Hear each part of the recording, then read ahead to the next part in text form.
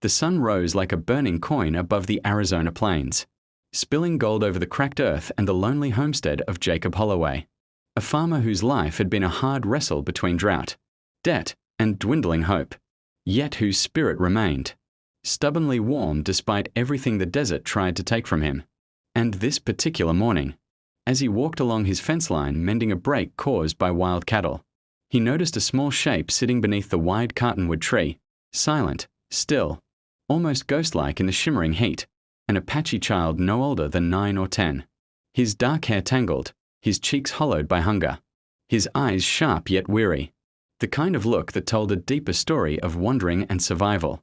Jake stopped dead, knowing full well that an Apache child alone meant others, unseen, were watching from some ridge or brush.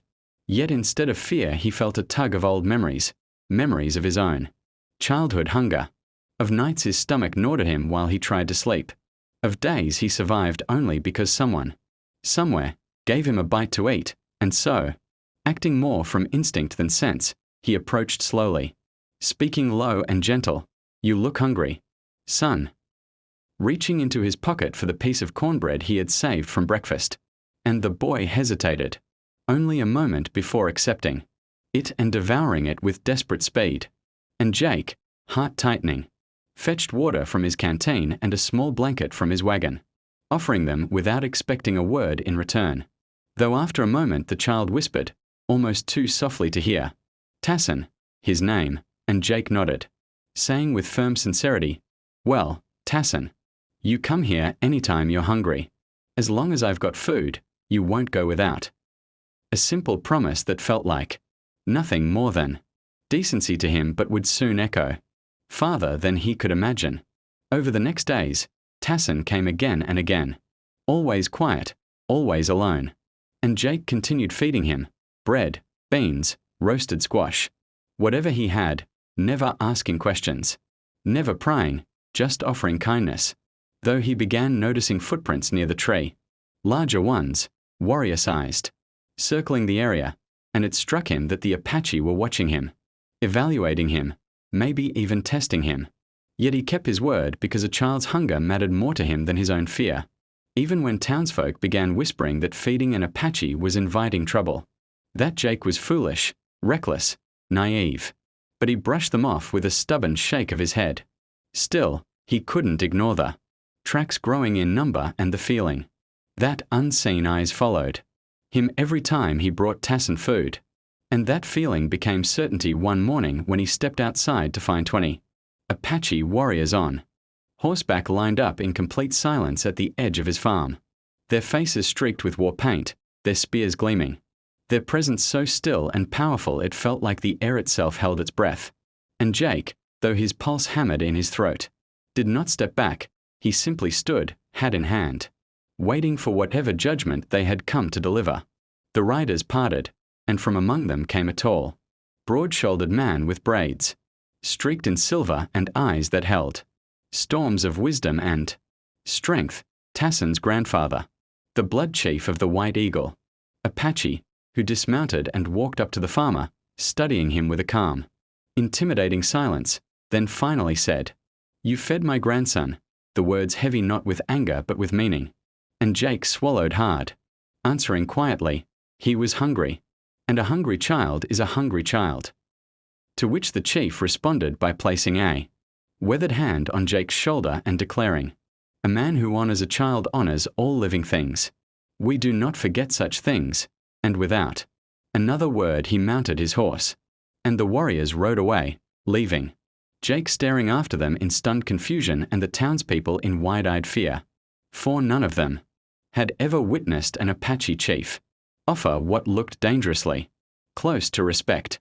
From that day forward, Tassin returned even more frequently, bringing small tokens, berries, carved stones, bits of herbs, as if trying to repay a kindness too large for his young hands.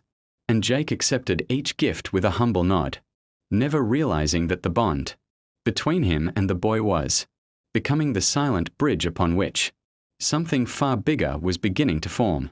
But the peace of those days shattered when outlaws, white men clothed in stolen Apache paint, ambushed the town's incoming supply wagons, killing the drivers and stealing everything, grain, flour, canned goods, tools, even medicine, plunging the already struggling community into sudden desperation.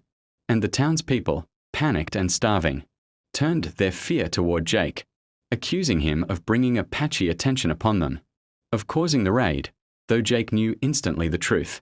The outlaws had framed the Apache to provoke war, to loot under the cover of chaos. The sheriff, clutching his hat in frustrated helplessness, admitted the town had only weeks before hunger would take them. And somehow every eye turned to Jake, the man who had once fed one child, as if he now carried the burden of saving them all. That night, guided only by faith in the bond he had earned, Jake rode alone into the foothills, unarmed, trusting the darkness to deliver him to the Apache. And when the warriors emerged like shadows from between the pines, Jake lifted his hands and asked to see the chief, explaining the town's plight. They ambush, the hunger that gnawed at every home. And the chief listened without interruption, his expression carved in stone, until Jake finished with quiet humility. "I'm not asking for payback, just mercy." And after a long silence, the chief raised his hand, signaling to the warriors, who stepped aside to reveal dozens of Apache women carrying baskets overflowing with corn, beans, dried meat, roots, berries, the gathered abundance of an entire tribe.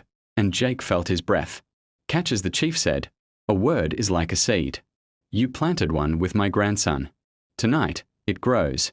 And with it the Apache formed a silent procession behind Jake as he rode back toward town, the first light of dawn painting the horizon. And when the townsfolk awoke, they witnessed a sight believed impossible. Apache warriors walking peacefully through the dusty streets, offering food to every home, feeding every hungry mouth, restoring life to a town that once feared them. And in the center of it all stood Jacob Holloway, the simple farmer who had given one starving child a piece of cornbread and unknowingly sparked the beginning of a miracle, because what started with feeding one Apache child was about to reshape not only the town's survival but the destiny of everyone who lived there. And this was only the beginning.